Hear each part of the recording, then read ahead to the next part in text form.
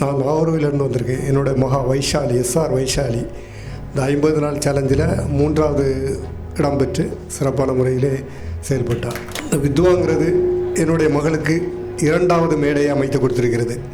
அவள் ஆரம்ப முதலே சிறப்பான முறையிலே கல்வி கற்கக்கூடியவள். இந்த வித்வா 50 நாள் சேலஞ்சில் தினமும் காலையிலே சரியாகலாம் 4:30 மணிக்கு எந்திரிச்சிடுவான்.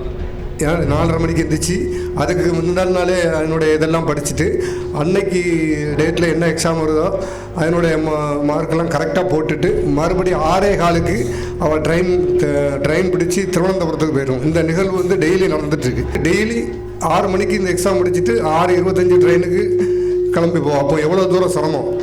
அதே நேரத்தில் அவள் வந்து காலையில் எழுந்திரிச்சு இந்த மாதிரி எக்ஸாம் தயாராகிற டைமில் நான், என்னுடைய மனைவி, என்னுடைய மகள் 2வது மகள், நாங்கள் 4 பேருமே 5 மணிக்கெல்லாம் எழுந்திருக்கிறவுடைய ஒரு நல்ல பழக்கத்தையும் இந்த வித்வா ஏற்படுத்தி கொடுத்திருக்கிறது.